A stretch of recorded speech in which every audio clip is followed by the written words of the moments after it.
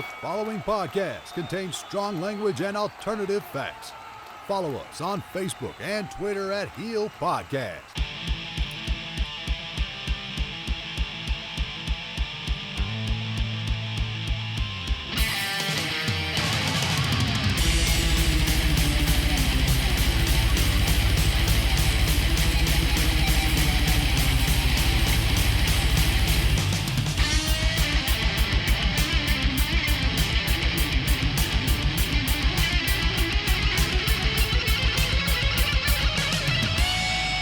Over the airwaves and under the influence, we are Turning Heel. Hello, Internet, and welcome to the Turning Heel Podcast. Coming to you live from the HQ. I am one half of your broadcast team. I am the Grizz, and with me, as always, is Chris motherfucking Hughes. Howdy. Howdy. Howdy. It's the first time I've ever seen you. Yeah. Fucking... Yeah, So normally what? whenever I get invited to the HQ, he tells me to wear a blindfold, so I don't know what it is, but it would look a bit too snuff filmy if we done this now that just a little bit. We really should explain why. Yeah. We're basically testing live streaming the podcast. Test. This isn't actually being streamed online, but we can see the video on the screen. And it's a bit strange looking at ourselves while we're talking. I know. I mean, I look great. I'm going to put that away. Oh. There we go. Okay. Well, yeah, so today we are here to talk about the Tournament of Death. Yep. 16. Which fucking... That confused me so many times. Mm-hmm. I'm like, it's definitely the right year because Jimmy Havoc's in it. Why do they keep saying 16? Because it's fucking 2017. Why can't they just kind of forget and then just say the right year? I know it's because it's the 16th Tournament of Death, right? Yes. I get that. Yeah. But it's just super confusing. It's not that confusing. It is.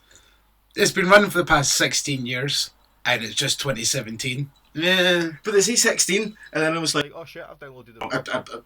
I acquired the wrong year. I don't know, it just kind of makes you thick if you can't figure that out. Well, I figured it out eventually. Oh, eventually. Oh, eventually. He'll get there in his own time. Oh, fuck you, Chris. Hey, at least I'm not thick enough that I'm like, I don't know how numbers work. Glug glug. You're lucky we're on camera right now, otherwise I'd just punch you in the mouth. People would still hear that. Yeah, but I could say that was anything. If there's video evidence of it, I'm a bit fucked. Not touching, can't get mad. Not touching, can't get mad. Not touching, can't get... Ah! Oh, did you work out, by the way? That was quite solid. Thanks. That's just because I ate an entire trifle a minute ago, so I'm a bit bloated. Yeah. Did you actually eat that full trifle? Yeah, look, it's in there. Jesus. Jesus! Very appropriate. And I see you didn't finish your Magnum. No, I got bored.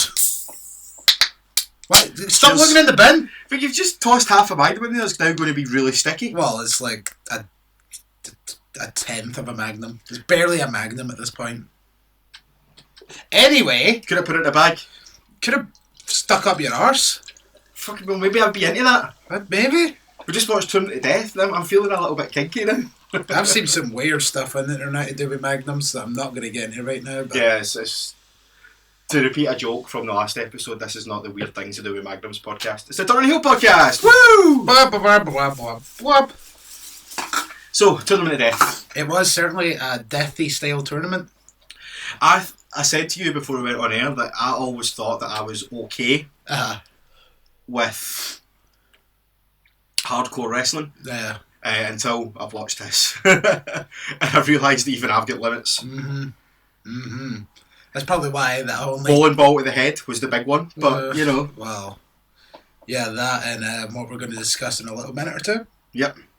First off, we're just going to go through the tournament matches, by the way. There Yeah, were yeah, three non-tournament matches, but we'll just miss them out. Like, there were death matches as well, but... We like, kind of half spoke about one.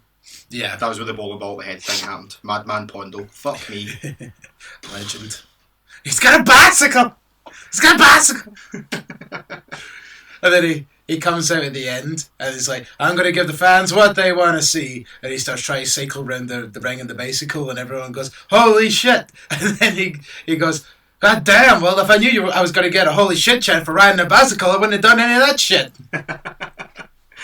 Before we get to it, did you see the Up, Down, Downs 2-year anniversary video they posted today? I did not. Oh, it's hilarious. Xavier Woods gets a cake in the face. Yeah. And like, if you ever needed proof that Vince McMahon's involved in any of the YouTube stuff, cake in the face. Cake in the face, yeah. Ah! He's got cake in his face. He's got cake. It went everywhere. There's a bit where they pass, like, it's Tyler Breeze that does it, and they pass by Shane while he's running away, and Shane's just looking, and you can just tell he's got this look in his eye where he's like, fuck's sake, Dad. Why am I related to you?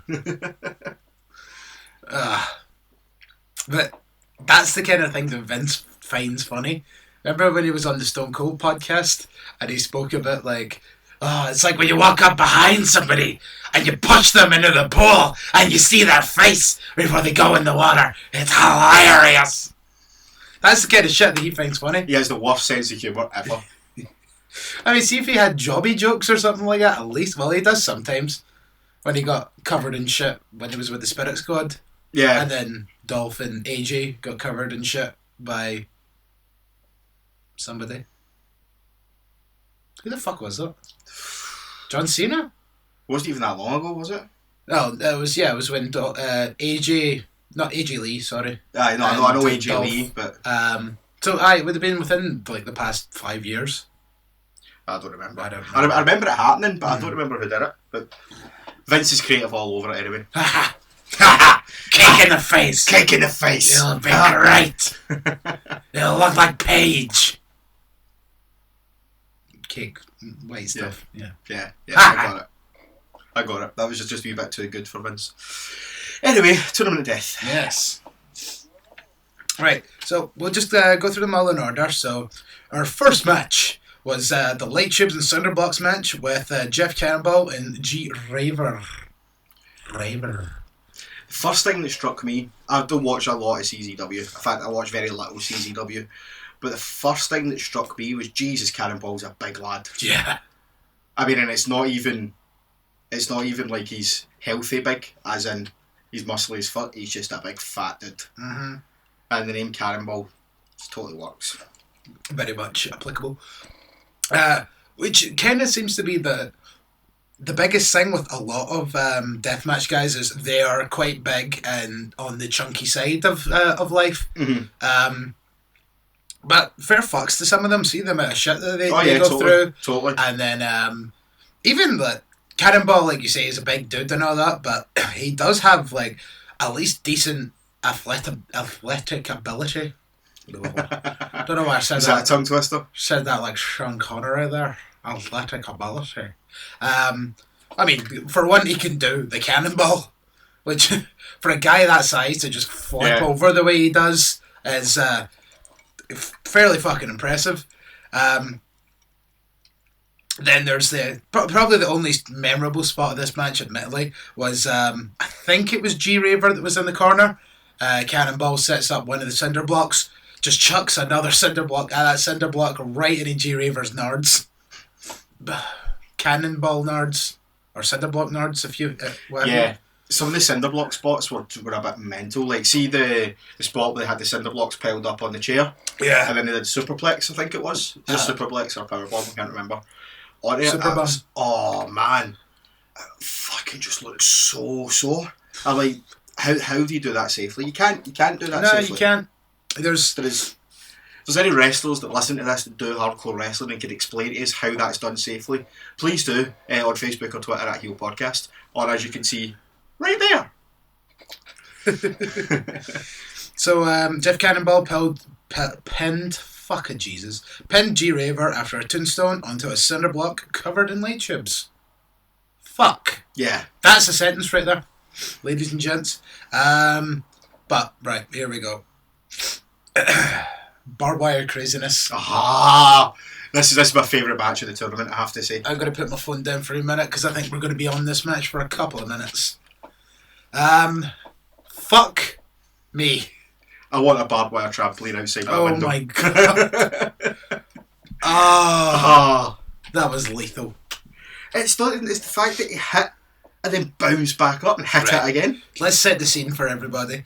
There's a trampoline where the mat's been taken away, so all the springs are still there, and where the mat is that you would normally land on or jump on, blah blah blah, is just a giant web of barbed wire. So Connor Claxton and Clint Margera from the UK, some of you might know him, start fighting on top of this big truck, and Clint pretty much just shoves Connor Claxton off the top of this truck.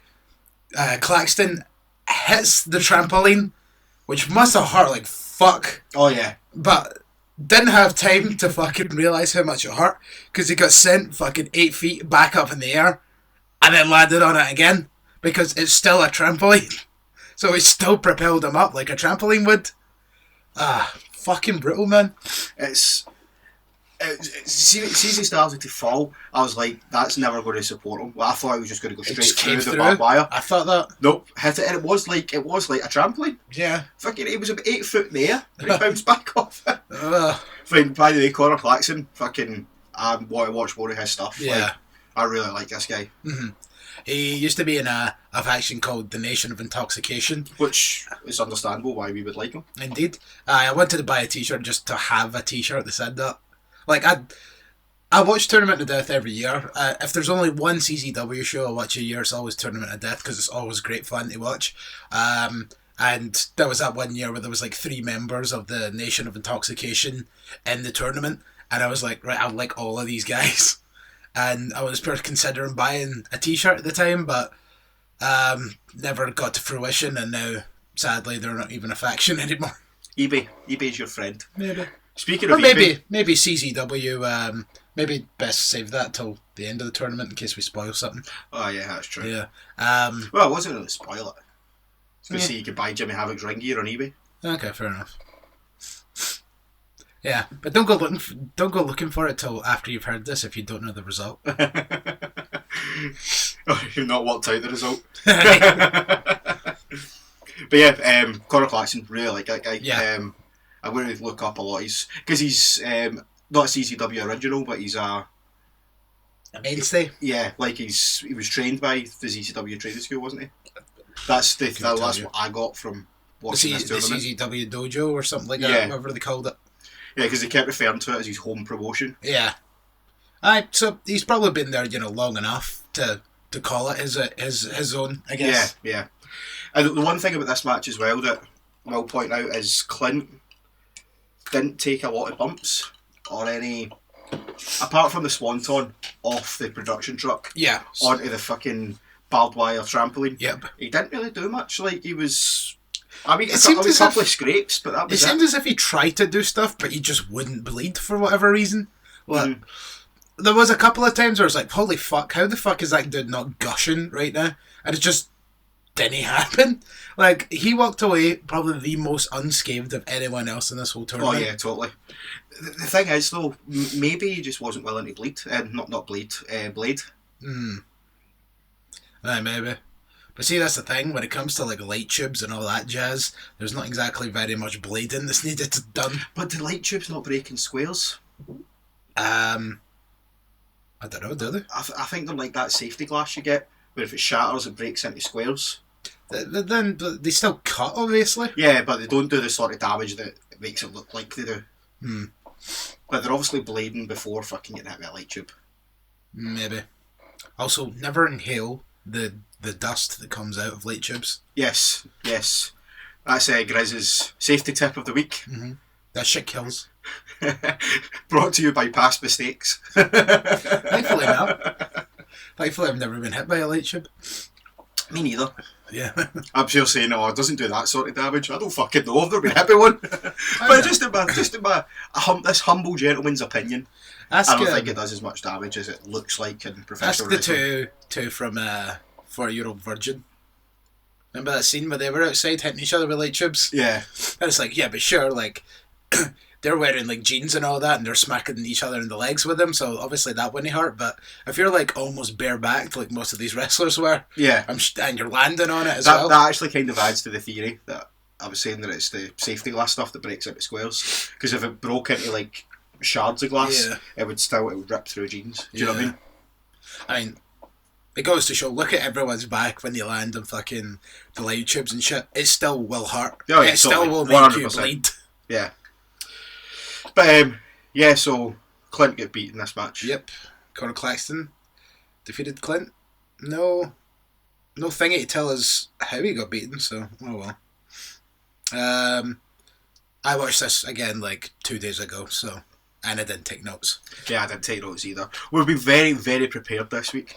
Which, given the way it's supposed to be podcasting this week, we've managed to get 2 out. Yeah. That's not bad. So go figure. Yeah, so, right, Doorway to Death match, Masada versus Schlack. I thought it was Slash at first, but it's Schlack. Speaking of Slash, I'm going to see Guns N' Roses on Tuesday. Yeah. And that'll be why there'll be no Money in the Bank review show. Unfortunately. No, sadly not. Yeah, I didn't even think of that. Shit. Unless Grizz and Craig could work something out. You would need to teach me how to record. Just record on your phone. Maybe. I'll see. You need to actually do it with Craig, though. I know. This should be shit we speak about on air. Well, it dawns on me now, so... Yeah. Oh well. What time when are you back? It'll be like a week? A week tomorrow I'm back. Right. Nah, basically by the time I'm back, we're due for... Great Balls of Fire. The following weeks. Yeah, because that'll be the go-home shows for Great Balls of Fire, won't it? Pretty much, yeah. If I'm not mistaken. We could just do a double dose. Do you just fucking fart? Yes. Nice. We'll see. We'll try and work something out. Yeah. Even but if this hotel I'm staying in Poland looks a bit dodgy, so I don't want to bring my laptop. Right. Okay. I don't know. We'll see. Would anybody listen to a week-old Money in the Bank review podcast? Hit us up on Facebook and Twitter. If we get one answer that says yes or no, we'll do it. I'm going to have so much fun. We just embed random things in these live feeds. just penis. I might post this if this comes out okay at the end of the test. I'll probably stick it on YouTube. Yeah. So I'll put a link to it on the Facebook page and Twitter page if you want to actually watch us. And if it's on YouTube, like, comment, and subscribe. Yes. I would like to tell you what the YouTube account is, but we don't have one yet. But we will do later on. TH Podcast, let's go with that for now. At Heel Podcast. Everything else is at Heel That's Podcast. a good idea. Anyway, Doorway to Death, Masada versus Schlack. Schlack. So Schlack is part of the band known as Eat the Turnbuckle. And they are a wrestling band. What does that mean? It means... They wrestle each other? Yes. They're a band. Well, that's terrifying. Oh, fuck, that totally is terrifying. Yeah, that's going to go back there. Yep. Chris is fucking about with the... Will that get recorded like that? What? Like, just that close-up of your face? I have no idea, it might do. We'll find out. So Chris was moving the what the fuck do you call that? The window that has the video stream on it, and he moved it to the second screen experience that he has to the side of him, and it was just a giant close-up of his face. It was quite horrifying. So Shellac, yes, he's part of Eat the Turnbuckle, who are a wrestling band. Me and one of my friends were actually meant to go and see them in audio once in good old Bonnie, Glasgow, Scotland, but they were banned by the council. Out of fear that they were going to incite a riot. Wrestling's not real! Wrestling's not fair! So somebody in the council really needs to understand that. Yeah. So they done a video where they came out of like a council bin and they're like, "We're here at Glasgow City Council and they won't let us play." Fucking Jesus, man. Yeah. Because they played Edinburgh the night before, and apparently that got a bit insane. And so word got to Glasgow City Council. Right, okay. And assholes. now I can kind of see why. That Schlack is a fucking psychopath. Yeah, he was a bit of a fucking maniac. Yeah. So spots in this included those fucking chopstick thingies. What the fuck are those things? Oh, They just masada, like fucking skewers, aye, like fucking chicken skewers, kebab skewers. Yeah, just gets a whole pack of them and smacks him right in his Schlack's forehead. It was sickening. That's one of the things that for me was a little bit too much. Like, in fact, actually, was that the skewers or was that the knitting needles? Because they used knitting needles and did the same thing at one point. I think that might be the knitting needles. I think the skewers were the second time they did it. Maybe. But knitting needles is even fucking worse. Knitting needles, aye. They're not even sharp. They're blunt. It makes it even worse. Yeah. Like, I'd rather... See if like you were going to come at me with something... I would rather you come at me with something that's just going to kill me and get it over with. Well, no, like stab me as opposed to something that would that's blunt. Like, because I think, see if you're hit with something blunt, that's more painful than something piercing you. Mm-hmm. Yeah, like, I agree with you. Like, it's kind of like when you stand on Lego. That's blunt enough that it doesn't go through you, but it hurts like a motherfucker. One of the non-tournament matches. Yeah. Did you see the fans bring the weapons match? They brought Duplo Lego. Yeah, big massive bits of Lego. Which would not hurt at all. No. That would probably hurt a bit. That would die. I bet, but yeah, nothing as bad as actual Lego. I don't think there's any pain like standing on actual Lego. I know. Like, well, maybe thumbtacks. I don't think thumbtacks but then would be again, that painful. Then again, that kind of goes right back to the point I'm just making. Standing on a thumbtack, it would pierce you, so it probably wouldn't be as bad. Plus, it's not going to go in that deep, so I'm going to go in yeah. that. I once stood on a fucking sewing needle. It was about that size. It was about that size. I don't know. I did not know how it fucking happened. Like, do you know what it was? It was when I was packing up to move out, and just for some reason, it must have just been standing upwards like that through all like the piles of stuff that I was like climbing over, and I just stood on it. As soon as I felt it, I just backdropped right into my bed, and it's just sticking out my heel like. I was like, I just sat there staring at it. I was like, what do I do? Do I take it out or leave it in? Do I take it out or leave it in? So, yeah.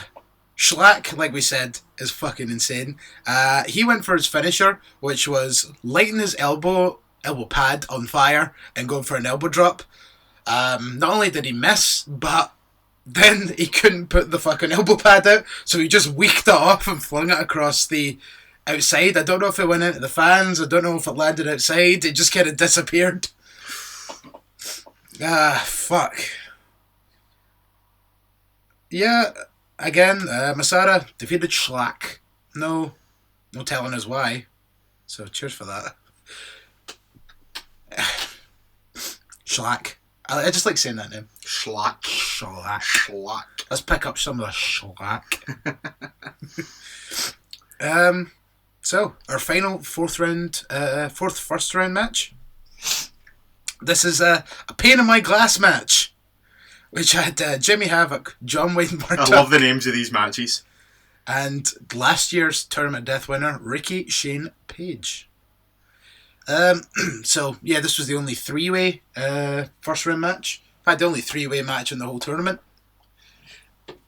And, right, so let's just say... See, sorry, just quickly, to put in, I quite like that concept. Like, I'm sure there's other companies that do it, but I like the concept where it doesn't need to be straight one-on-one matches. Yeah. But I would, see if they were going to do it, I would prefer that every match was a three-way in that case. That would be one way to get more people on the card as well. They could have stuck Pondo on one of those matches. I suppose, yeah. But then they just need to bring in other people to do the non-tournament matches.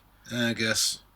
I mean, CZW have a gigantic roster. Just do regular matches. Like, do a tag title match or something like that, or people that don't want to do death style matches. Yeah, I'm thinking more along the lines of to pay Yeah, everybody. Aye. Maybe. Good point.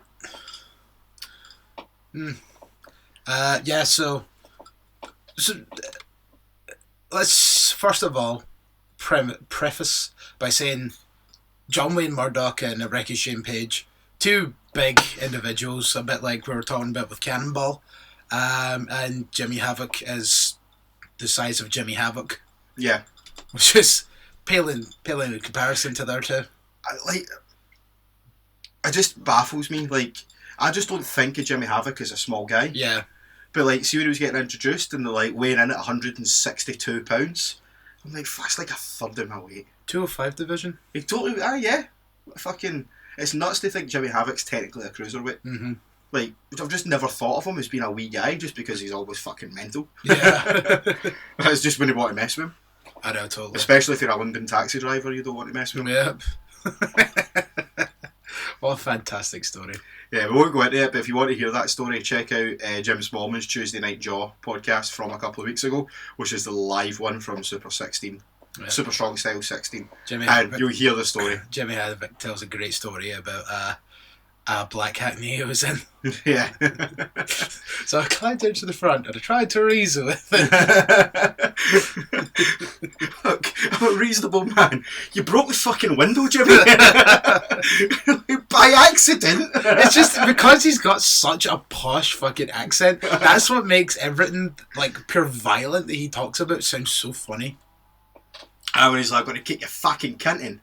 But it's not like, it's not Cockney or anything like that. It's just, it's dead fucking... It's so posh. Oh, he's for fucking Kent, what do you expect? Whoever he is. Yeah, fuck Kent. Fuck you, Kent. Fuck you, Kent. There's just like one guy called Kent. Listen to this. He just like takes his headphones out really slowly. Like, this is all I had. He's just sitting on the edge of a bridge. Here I go. Be a star, folks. Be a star. Or Beast R. Is that like be a pirate? Yes. Well, like, see, like a pure badass pirate? Like a beast of a pirate? A beast star. Beast star. See if you type in beastar.com, it looks like Beast R.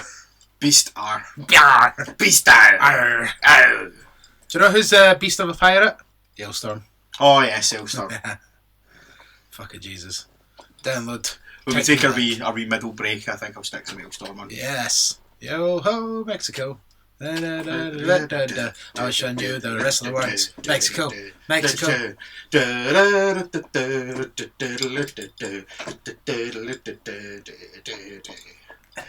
So, Ricky Shane Page was the... This camera's a wee bit too much fun, isn't it? Ricky Shane Page was the defending Tournament of Death champion going into this. And yes, so Jimmy Havoc kind of tried to stay out the way of these other two for the most part of this match. Smart tactics. But he did look like a fucking beast at one point, so he got back in, grabbed one of them by the back of the head, launched him into a fucking pane of glass that was set up in one of the corners. One of the other guys, the other guy ran out, tried to tackle him. Havoc sideswiped him. He went into a pane of glass, and then the first guy tackled Jimmy Havoc, put him through a pane of glass. Fucking all within the span of about 10 seconds. All three competitors through a fucking pane of glass. And the only reason I can't remember which one's which is because two of them kind of looked the same because they were big guys with their shirts off. That's not racist. No, it's totally not. See that my one complaint about the CZW production value is, it's going to sound so stupid, but see when they're coming out and they get announced, there is no like name thing coming up because I couldn't understand a lot of what they were saying. So like it was like basically wrestler A, wrestler B, and Jimmy Havoc because I had no idea who the other two were. Like, I just understand. I just finally got their names from listening to the commentary.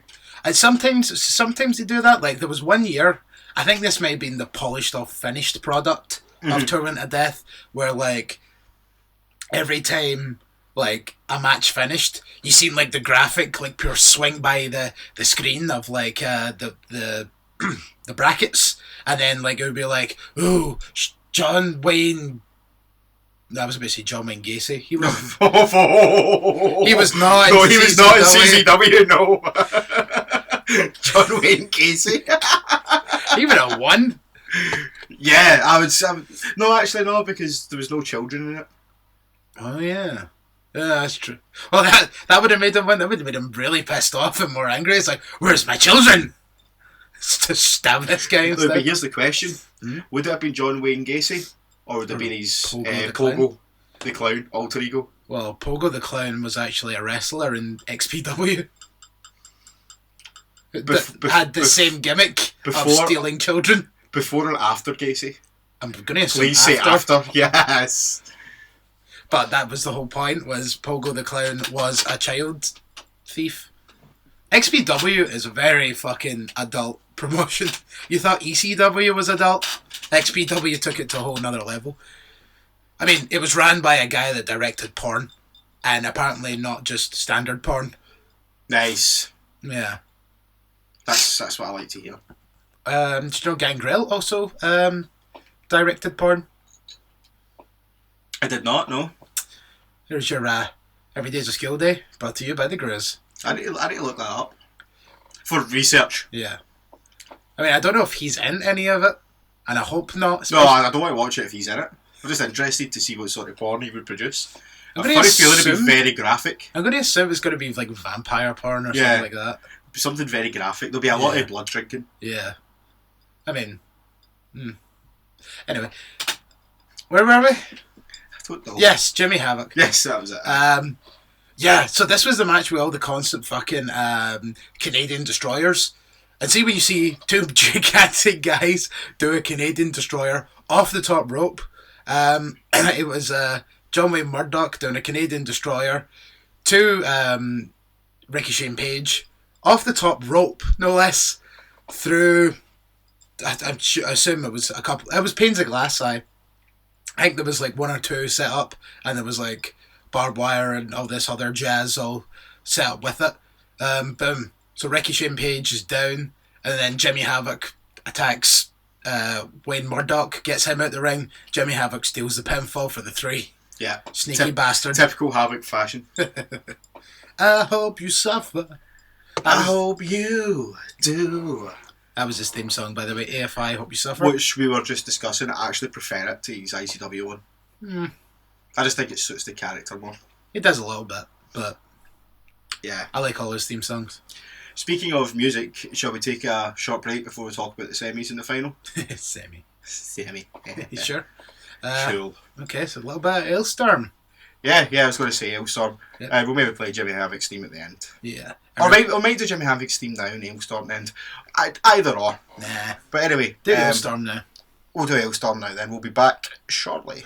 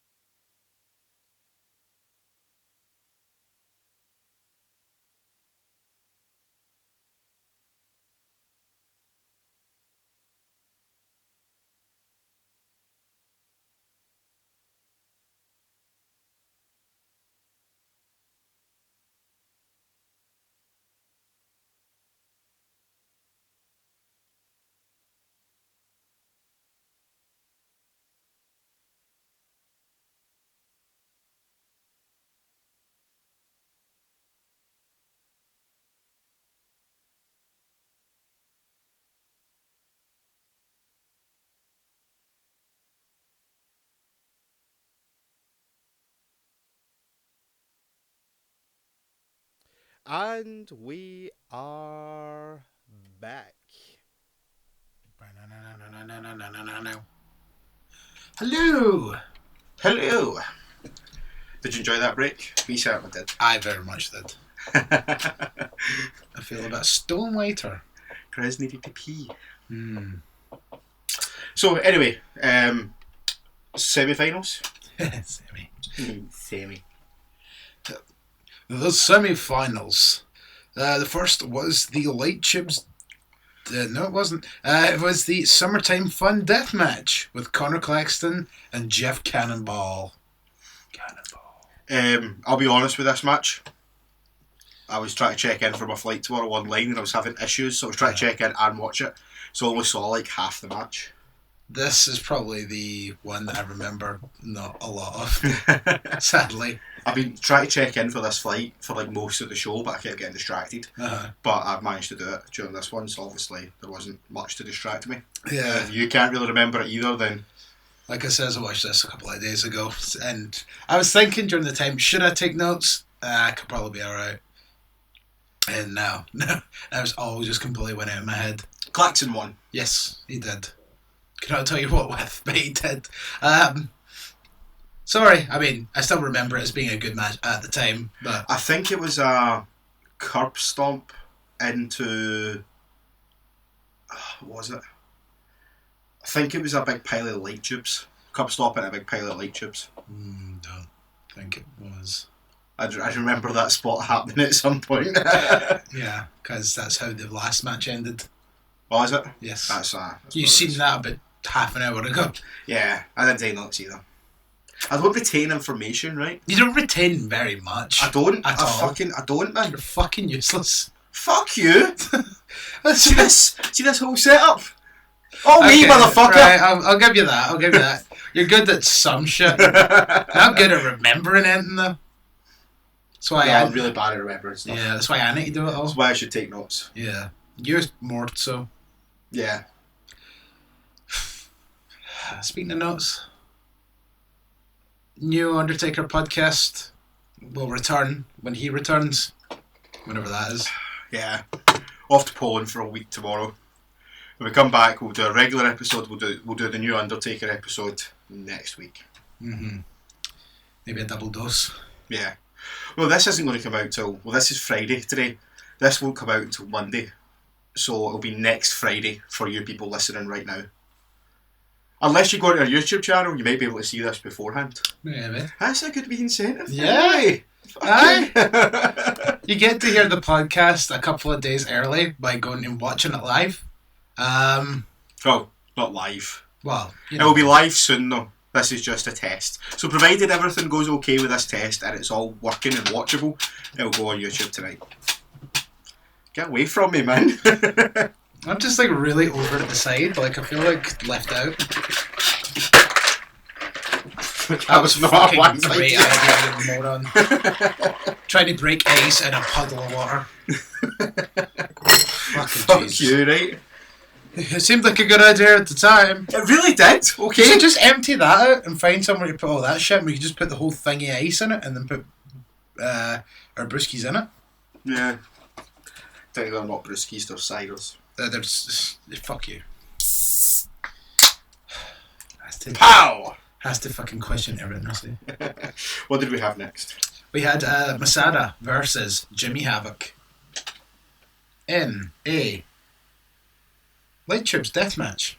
Huh. So the staple of CZW, pretty much. Yeah. Um. God, the crowd did not like Havoc in this match. Oh, especially the ending. Yeah. Oh, they were not happy. Fuck. Did you hear what he got called as well? What? A European pussy. Yeah, that was by Masada himself. Yeah. And As he got on the mic like halfway through the match. I think they went back over at that fucking trampoline barbed wire, and it looked as if like someone was starting to take it apart, and somebody's like, "Nah, just leave it there." Yeah, because you know that's what every wrestling show needs, a trampoline made out of barbed wire. Mm-hmm. See, like, stuff like that, the risk of sounding like a bit of a dick here, stuff like that annoys me a wee bit, because I'm like, I want fucking weapons there that are Unique. Yeah, not unique. I mean, that's as unique as you're going to get. A barbed wire trampoline, but it's clearly there for that purpose. I want something that kind of feels like it's off the cuff. Okay. Like to just do something like and to just use the environment around them. There isn't something that's just been put there for them. You never know. That may have been a weapon that one of the fans brought. Barbed wire trampoline. There was one year where they brought a giant picture of Finlay, and there was a giant like dick made out of thumbtacks like coming out of his crotch area. Apparently Finlay dick is a thing on the internet. I don't know what it is exactly. If anyone knows, hit us up. Gotta remember that the screen's reversed.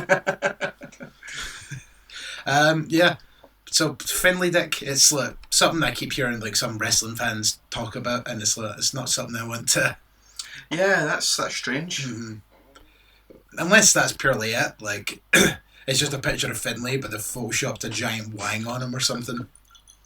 So yeah, Finlay dick, except it was made out of. Unless he had a Paige-esque incident that just nobody knows about because it's Finlay. Maybe. And Finlay isn't a hot 25-year-old woman. I mean, he could be. He could be anything he wants to be. But Well, I mean, he'll bludgeon you into thinking he's a hot 25-year-old woman. say I'm pretty! I love to fight. Say I'm pretty and it'll be all over. You're pretty. Now it's time for Finlay dick.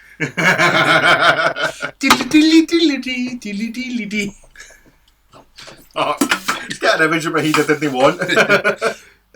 That's gonna haunt your nightmares now. Aye. Your grismares. Putting your name in things doesn't count as power! Go to hit us up on fucking that stuff and tell him that putting his name in things doesn't count as power. It's pretty great. So the tournament of Grizz rolls on with yes, the barbed wire match. Like we says, the barbed wire trampoline was still in effect, and that's when Havoc got dumped into it. Like, I guess like Havoc didn't really have a lot of offense on the early part of this match. That's why Masada was getting a bit too big for his britches. Yep. Ooh, shit! There's something I just remembered from an earlier match. I think it was that Jeff Cannonball match from the first round. Whatever it was, all I remember is a big dude being laid over the top rope, and then someone else tried to climb up. He had like it was the first match because Yeah, of the it weapon. was I remember that. It was laid across. Yeah. Right in the corner. Aye. That was Jeff Cannonball. Yeah, so Jeff Cannonball lying in the corner and G Raver climbing up with light tubes on either side of a cinder block. And he went to like back senton on top of Jeff Cannonball in the corner, fucked the whole thing up, landed really awkwardly on the cinder block, and then fell at the ring. You fucked up. Ouchie. You fucked up. That just came back to me.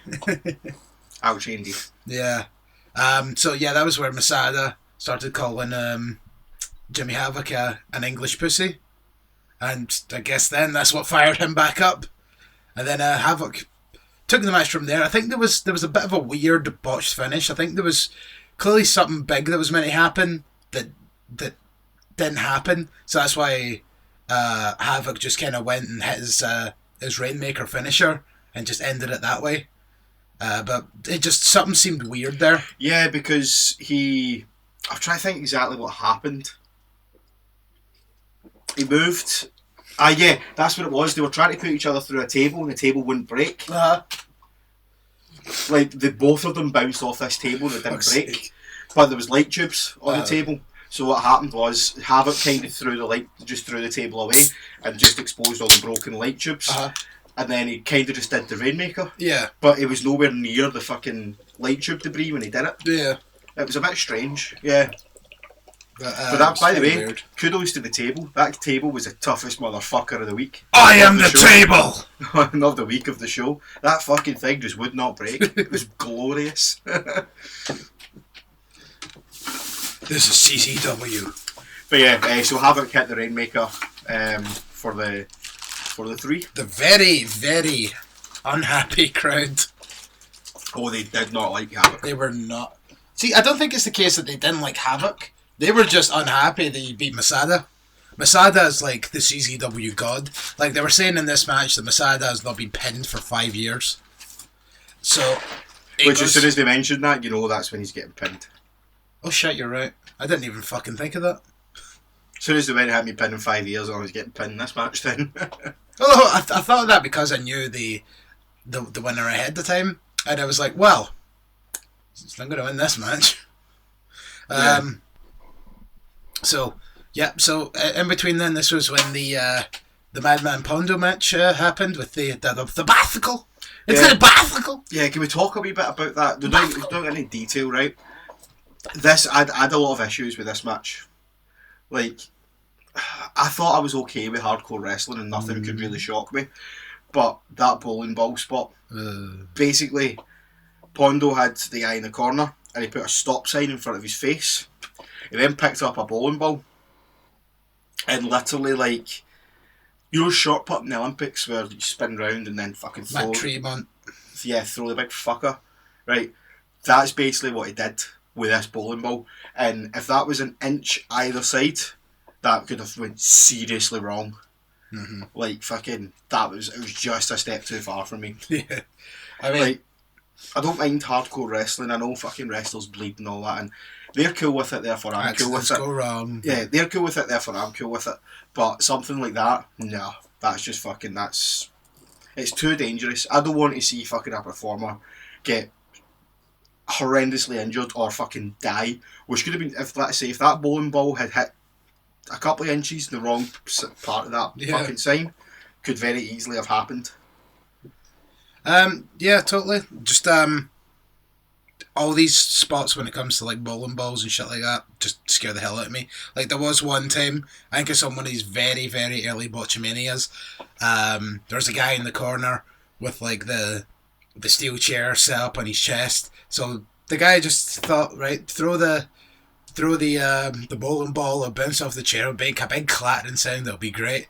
But he flung the bowling ball, went along the ground, went right up the chair, smacked the guy in the face. I think he lost a couple of teeth. Yeah. I'm okay with bowling ball spots and fine. It's just that particular bowling ball spot where... Well, anything that can make it a ramp is terrifying. Yeah, exactly. Yeah, well that's true. Mm-hmm. But like, I mean, the commentator like kind of hit the nail on the head where he's like, he threw that bowling ball like it was a baseball. Like just the power behind that tossing of that bowling ball was just fucking nuts, man. I say it's a fans bring the weapons match, so you know it's a real bowling ball. Yeah, Right? It's not going to be a gimmick bowling ball by any stretch of imagination. It was just a step too far for me. What's your thoughts on it? Hit us up. There we go. So, just realise people that are listening to this audibly are going to be like, why do they keep breaking and giggling like idiots?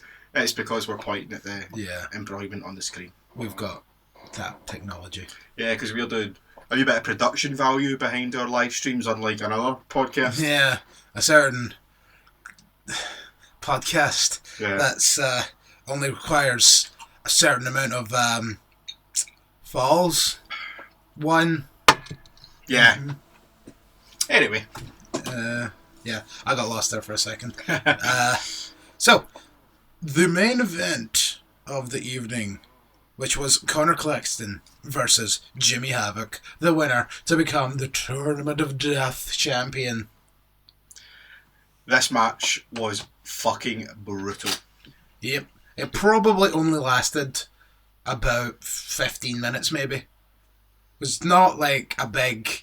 It's not like most tournament matches where, you know, you get to the end match and it's a pure grand spectacle that lasts like fucking 45 minutes or whatever. This thing was short, which I think might have been due to the potential injury that happened during the match, but we can get to that. Yeah, we'll get there. Because the thing is, though, we'll just get straight to that because that's where the match like really picked up at that point. Well, because there wasn't much to it. Yeah, like it started really quickly, so almost right away the two of them going at it in the middle of the ring, and so there's no canvas. There's just the wooden boards. No ropes. First of all, there was two sides of the post that have barbed wire and light tubes on it, so the other two were bare. So Claxton and Havoc were going at it like very early on. Like as soon as the bell started, about a minute in, like Havoc just fully pushed Claxton, who went sailing off the ring apron right through this giant structure of light tubes. There was probably about 10-15 light tubes all tied together in this weird fucking combo. It was yeah, insane. It was like the frame of a table. Yeah, something like that. Of light tubes. Yeah, all made of light tubes. They do love their light tubes, don't they? Oh, of course. And I bet you the fucking guys that sell them the light tubes must love them as well. Oh yeah. Once a year they're like, oh, it's you guys again. Oh, we need 800 million light tubes. Cha-ching. I reckon they went through about 200 light tubes in that show. As a genuine figure. There was one tournament of death where they specifically had a 200 light tubes death match as one match. So I would probably say that they maybe went through a bit more than that. That would be a brilliant idea. See if we went back through that show and counted like how many light tubes there were, and then like done that as a competition. Like if we knew how many light tubes were used in that show, and then get people to guess, and the person that either gets it bang on the button or closest to wins a prize. What's the prize? A hug from me. You can actually see that.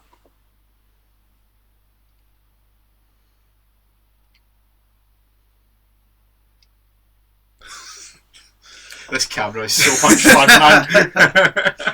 I know we said we're not going to like live stream all of our podcasts, but I kind of want to. It's just such a more unique kind of atmosphere around it. Yeah, totally. I feel like we're at one with the listener. Mm-hmm. Join us. Join us. Join us. Join us. That's a reference for something you will not get. That was a reference to the Evil Dead musical. Yeah, I don't like the Evil Dead. Well, fuck you then. Yeah, fuck you. How do you not like the Evil Dead? What's wrong I with you? just don't. Just think it's fucking overhyped pish. And stay high. There, I said it. Yeah, oofa. I hope somebody attacks you in the street. I mean, I can't be arsed. Kinda need you without you. Without you. None of this happens. Right, so the big spot where Jimmy gets what can only be described as a fucking hole in his back. Yep, half his fucking back was going after this. So Claxton set up something. It was like a steel mesh panel. Mm-hmm. I'm not entirely sure what you would use it for. It didn't look like a guardrail. It wasn't a guardrail. It was different than that. Do you know what it was like? See if you think about a WWE house show, right? The cage matches you get at the WWE house shows. It was a smaller version of one of those panels that they put up. Do you know what I thought it might have been? You know, like what do you call that? Scaffolding.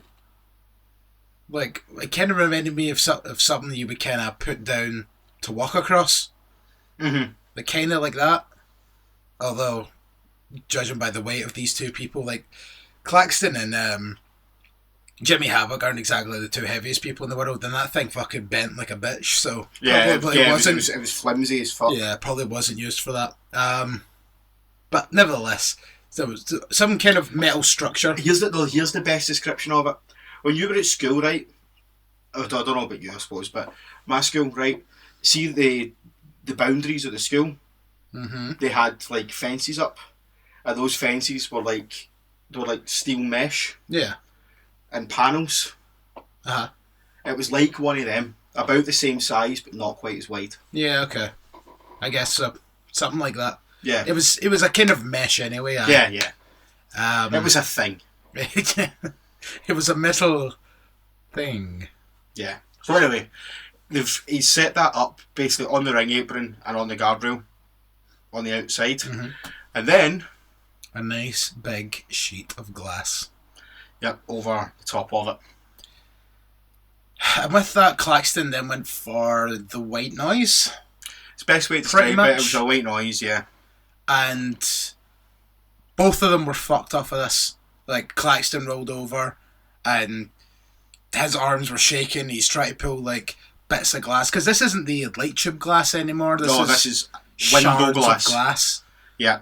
It may not be, like, you know, pure double ply or strong glass, but this is still legitimate glass. Mm-hmm. Even if it was fucking sugar glass, it still looked like it ripped the shit out of people. I don't think they would do that much to go sugar glass, though. No, they wouldn't do sugar glass. I've got a funny story about sugar glass, actually. Okay. Right. My stepdad, right? His brother did this in school, right? Basically, they went to, like, a boarding school, right? Mm-hmm. And they went on a day trip to, like, a film studio in London. Mm-hmm. And on this day trip, they got to learn how all the tricks in the movies are done. And my stepdad's brother stole a sugar glass bottle. Oh shit! From it. Okay. So a couple of days later, they're back at the school, right? And the school's basically run by nuns, and apparently these nuns were fucking horrible bitches. So fucking, he's got this sugar glass bottle, mm-hmm. and he rigged it ketchup. Okay. And during one of the classes, he's like to his pal, he obviously knew it was sugar glass. When the teacher was looking, he's like, "Who are you talking to, you bastard?" Fuck you! And hit him over the head with a sugar glass bottle. And because, like, the ketchup that was laced through it, it just looked as if his face imploded with blood. And the nun passed out. Oh, that's excellent. Oh, fucking... He tells it a lot better. It's a lot more detailed than that. So next time he's in the HQ, ask him to tell the story. It's fucking brilliant. Just remind me as well. Made me. I think it's so much more detailed, but that's the gist of it. That's fantastic. But it's just like, as soon as you were like a nun, it's like, oh, I can't wait to listen to this nun passing out. Oh my god. Jeez, imagine that nun watching Turning to Death. Oh, fuck me. But anyway, so... That's probably what she said. Both of them go through it. Claxton is fucked, as you've said, and he's supposed to be the one that was on the offensive going through it. So, how do you think fucking Jimmy's faring? Havoc rolls over, and he has a hole in his back. Yeah. He's got his white sort of t-shirt on. It's not white anymore. Oh, it's not white anymore, yeah. But he's got his t-shirt on, but you can actually physically see where the t-shirt drops. Mm-hmm. So it's kind of like... It's a fucking... There's welts and there's this. Like, there'll be pictures of it online. If you want to see it, go look it up. Yeah, see if you... I wish we thought ahead and got a photo of it and I could have fucking put it on the screen just now for you to see. But that's good future. Yeah. This is the point of this test. Yeah. So we think of stuff like that. Sometimes, like, when we speak about stuff, it's like, we just have to describe it to the best of our ability, but, like, if we've got this shit, like, we could put it up. Yeah. I can just cue it up and then go right up on the screen. Mm. Like this. Ping. Way! Hey! Way! Hey, we're back! I love this shit. I know. It's actually quite fun. Also, I should probably cover this up. Nope, that side. Don't want free advertising. Oh yeah, that's right. Red Bull, you owe us a score. Mm-hmm. You owe me more than that because you keep giving me fucking gout, you bastard. Prick. I'll teach you, Red Bull. It's not the alcohol, it's absolutely not the alcohol, it's the sugar. Sugar! I miss Monster. Yeah, me too. I haven't had Monster. Well, I've probably had about 2 Monsters in the span of 3 weeks. I've not had Monster in about 3 months. Monster's my favourite energy drink. No offence. But see, the thing is, Red Bull, you're too expensive. See, when I used to work at 9-5, Uh-huh. like, I genuinely lived off it. It was actually Relentless I lived off it. I used to get fucking can Relentless every single morning, and somehow get gout triggered by sugar. Didn't you? Who?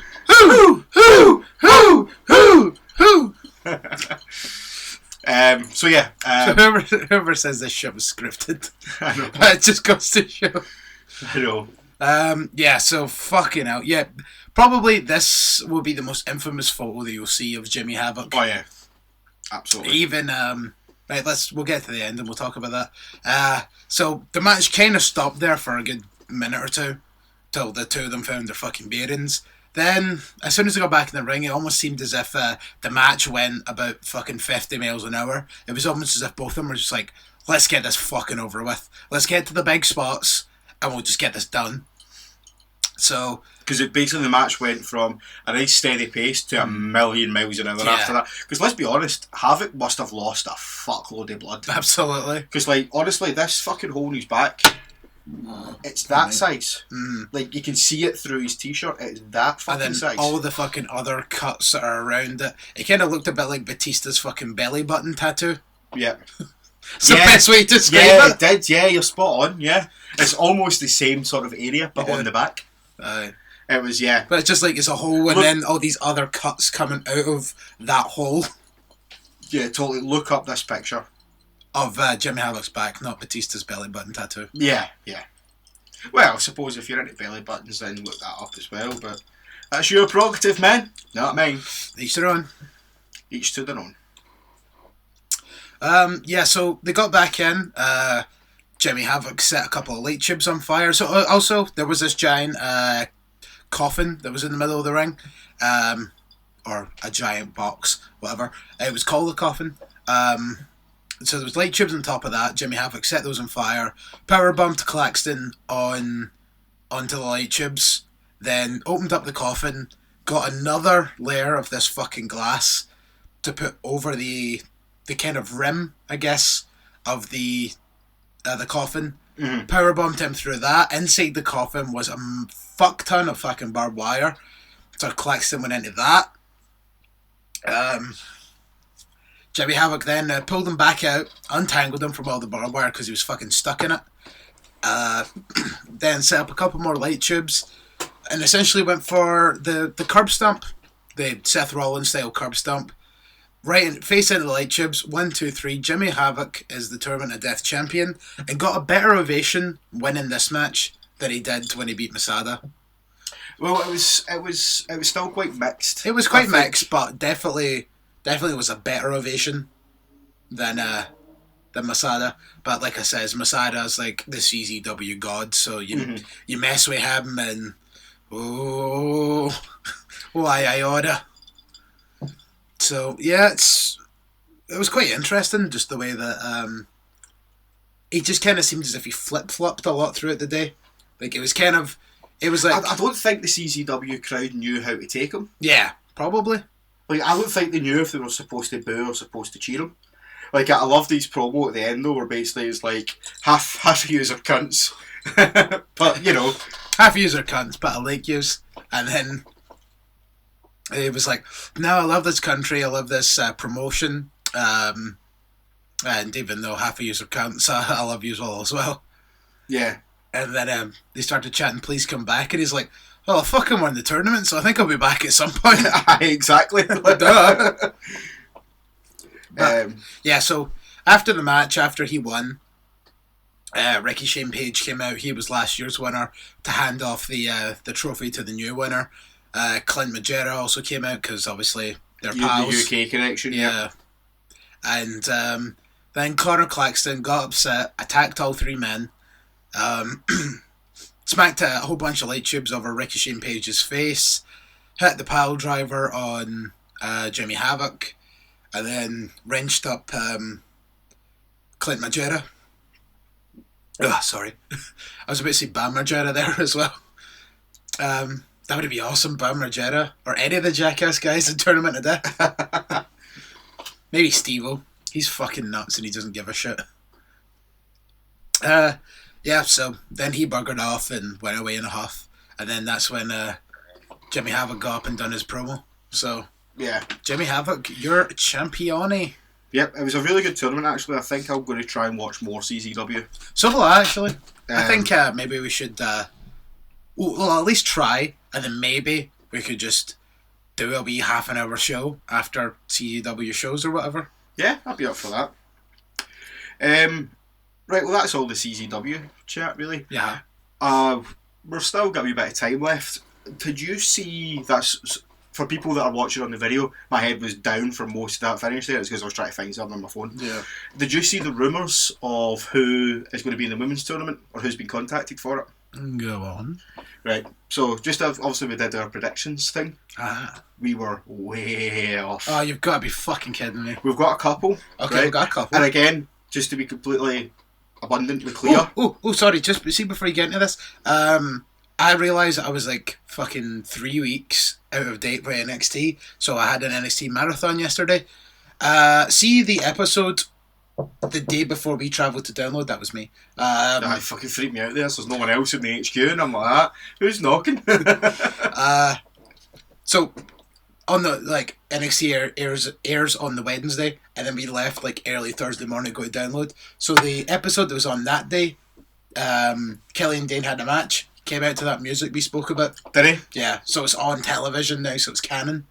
Right. Okay. So there you go. Fair enough. I haven't watched it either. I'm behind in. I didn't. And then Obviously, CZW, NXT. Yeah. But obviously, I didn't see it till yesterday either, so I didn't know at the time. Yeah. Well, there you go. For those that already knew that breaking news that we gave you. Aye, and stop calling us fucking morons. Yeah, I know. God's That's not what sake. Twitter's for. Twitter's to tell us how much you love us. And if you want to follow us on Twitter, you can do it at Heel Podcast. You can get us on Facebook at Heel Podcast. Just like it says down there. And Instagram. And Instagram as well, yes. After fuck off! Yeah! Yes! Fuck you!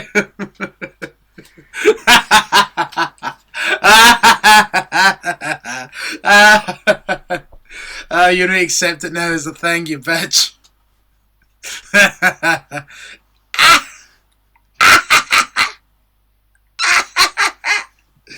Ladies and gentlemen, I'd like to take this moment to announce my retirement from the Turn the Heel podcast. Turning Grizz podcast coming next week.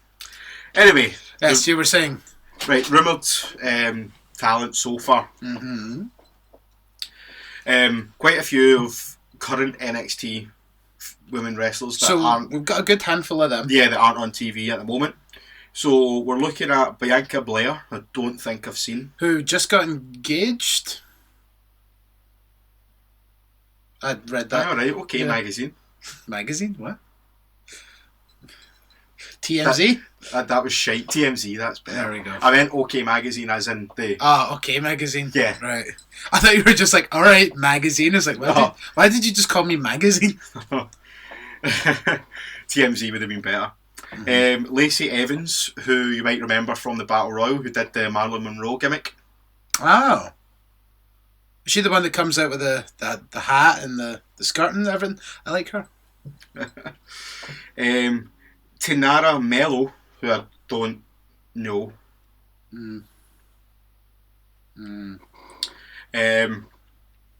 Sarah Logan. Yay, I got that. It's one for me.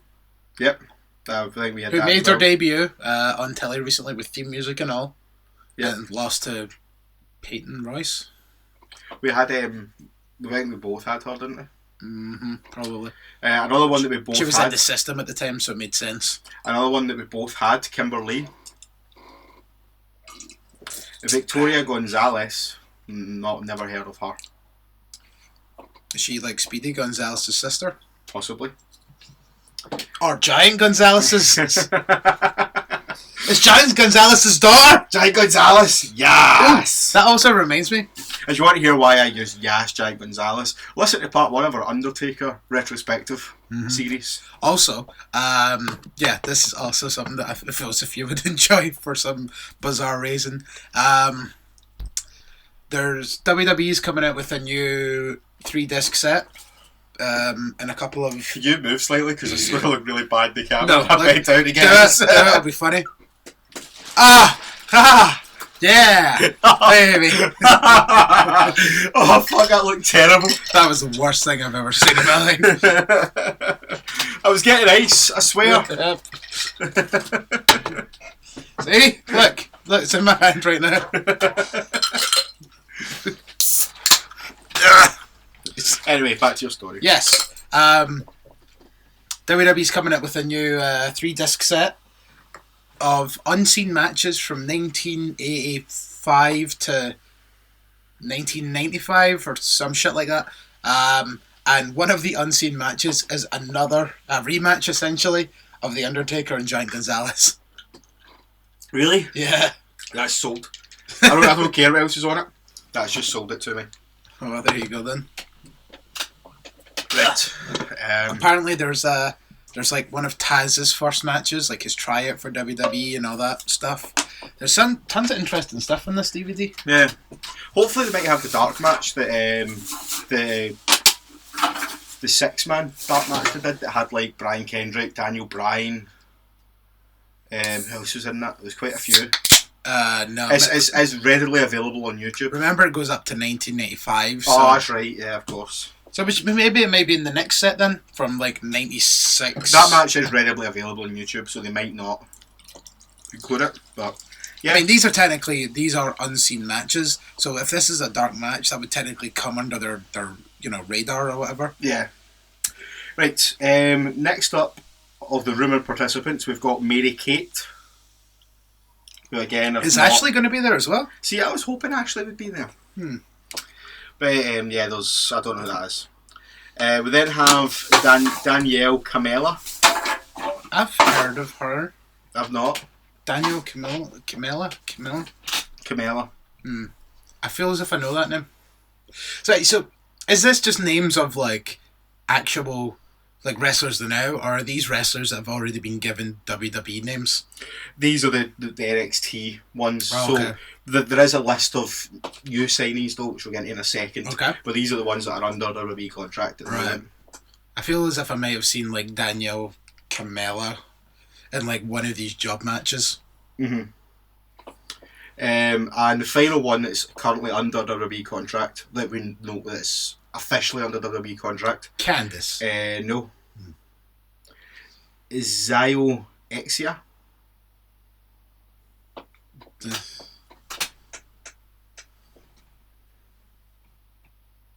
Yeah. I've probably just totally butchered that name, but that's what it reads to me.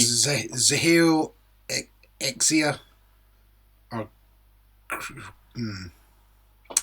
Okay. Anyway. It's probably going to be really simple to pronounce once we hear it actually announced, but yeah. Zia? Even though it's an X. So, Zia. Zia. Zia. That works. Zio Zia. Let's go with that. Zia. Right. So in addition to those names, we've got from these fine shores, Nixon Newell. I think I had her. Yep, we both did. Evie. Okay. From Australia. Yep. Demi The Pokemon? Bennett. Who? Demi Bennett. No. Thea Trinidad. Okay. Who was, what was her name in Rosita. TNA? Rosita in TNA. And currently the other half of Austin Aries. Ah, didn't know that. Mm. And we also have Kariya Hojo as well. Okay. Again, I probably butchered that pronunciation. That sounded a lot better than Zigzagoon. Yeah. And also rumoured Martini Bell. Marty Bell. So it is, sorry, my apologies, Marty Bell. And Maya Yim. Yes! That's Jade. Yep. But it's also reported... Former profile picture. You're going to like this. But it's also reported that due to the potential collapse of World of Sport, Scottish superstar Viper Yes! has also been contacted. Yes!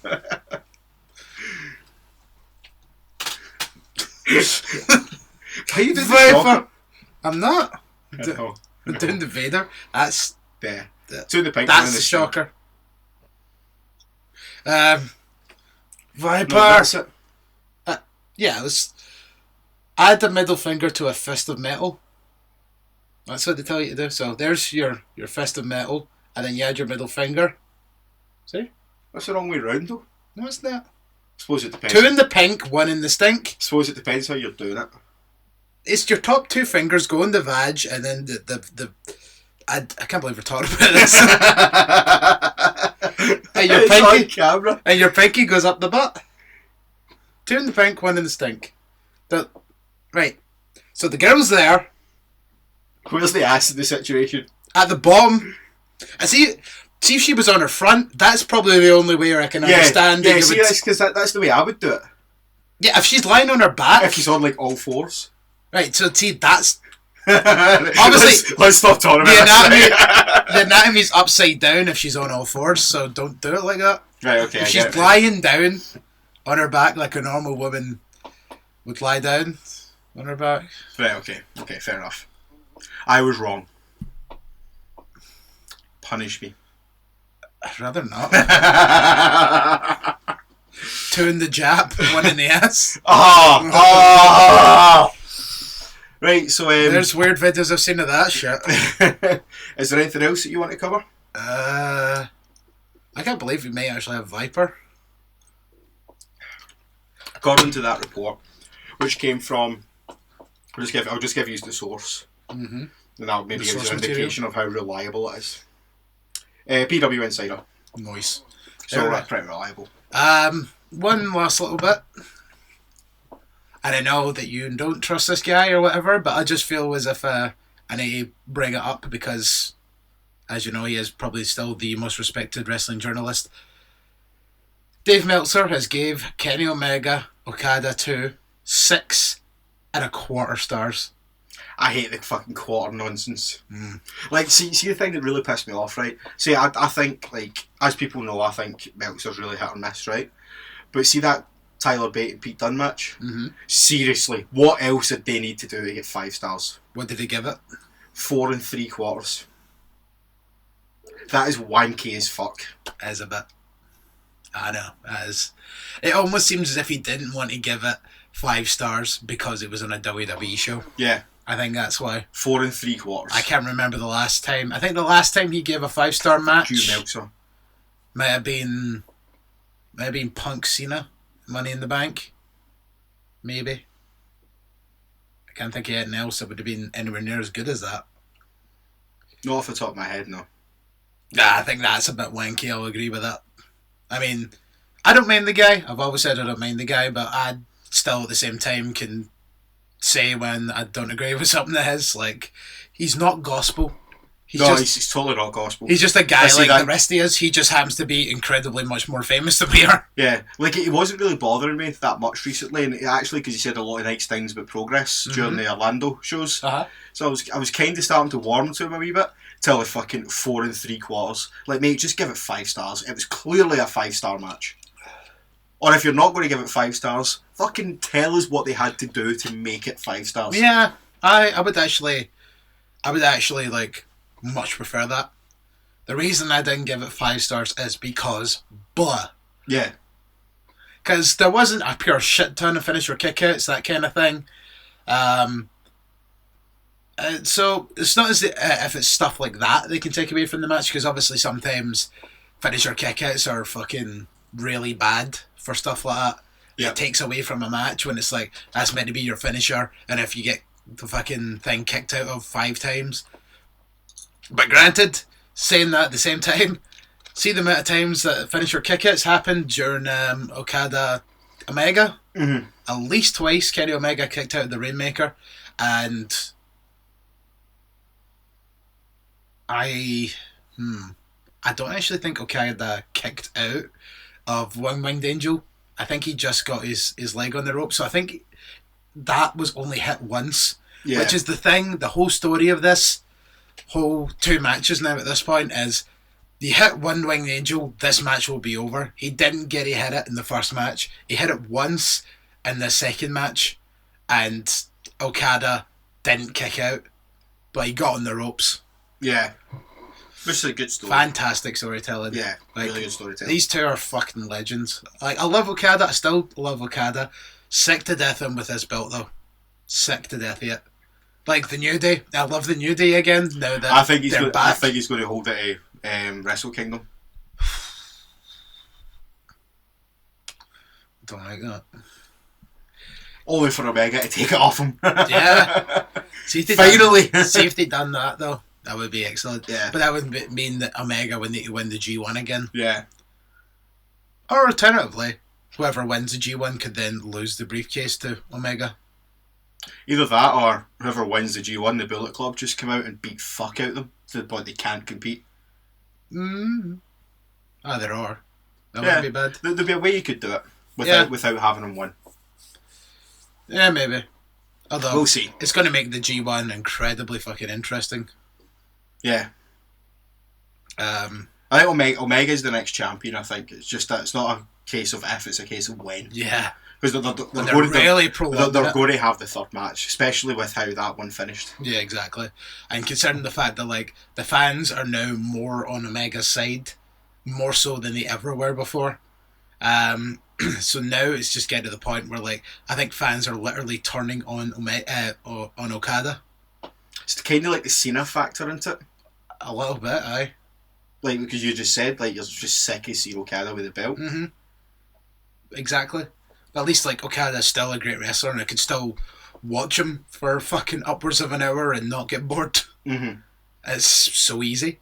And he makes it easy. Like, I didn't realise I sat down and watched for an hour until they were like, oh, we're 50 minutes into this match. I was like fuck we are. Shit, we are. Yeah. Anything else? Or are you satisfied? Have you got your wrestling goodness out? Yeah, I guess so. I'm trying to think if there's anything else. It really isn't. If there's any Raw or SmackDown, nothing that comes to mind. No, I think I'm good. Oh, the only thing that I probably had a wee thought of was because we're coming up to Money in the Bank this weekend. Do you think in the future a tag team Money in the Bank could work? Yes, absolutely. I think have we spoken about this before? I don't think so. I've definitely spoken about it before with someone, but yeah, I think it could work. Because it would just be obviously like a regular tag team ladder match, except you're going for a briefcase. Yeah. You can maybe even have two smaller briefcases so that you both walk about with one. Like that kind of thing. And I think it would work. They will do it eventually. Especially now that they're doing the first ever women's Money in the Bank. And then that's going to be a thing. So why not just have like 4 teams? So that's 8 people. Oh! Sorry, we'll finish this conversation. There's one big thing we need to talk about. Okay. One really, not that. One really big bit of news this week we need to talk about that I can't believe it's taken us this long to remember about. Go on. Have you finished talking about Money in the Bank?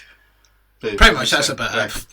Put in 4 teams, so that's 8 people. What do you make of free agent John Cena? Oh, fuck, that's right.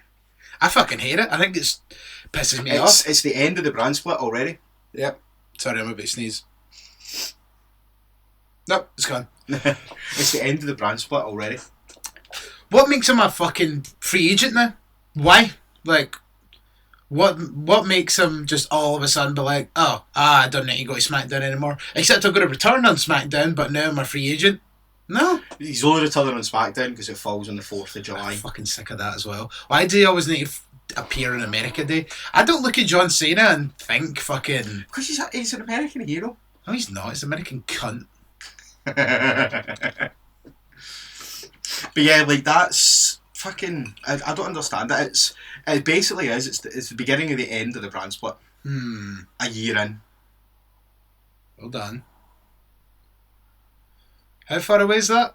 4th of July. Yeah. Like 2 weeks. 2 weeks. No, 3 weeks.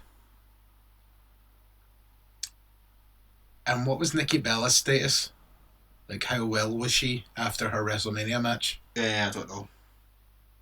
Does Nikki Bella come back at Money in the Bank?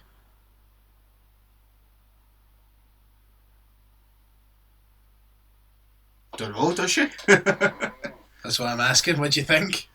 We'll need to wait and see. Because that drives me mental. I don't know if that's just part of my very slight OCD kind of thing. I think that's the right one. But 5 people in a ladder match biffs me out. It's like, just add another person. That's why I'm just hoping for like fucking somebody from NXT to come in and take the final spot. Yeah. I hopefully they do that. The thing is though, I can't see them doing it. I think Asuka would be...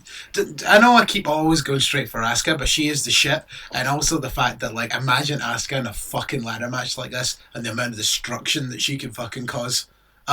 It'll be sexy. Almost as sexy as she is, which is very sexy indeed. Well, on that note, I have been Chris motherfucking Hughes. I've been the Grizz. Ho! See. Fuck you, Cena. And if you've been watching this YouTube video, thank you. If it does actually go up, It will. And here's Jimmy Havoc's theme tune to play us out, since he is the 2017, nearly said 16. He's the 16th winner of the Tournament of Death. Jimmy fucking Havoc.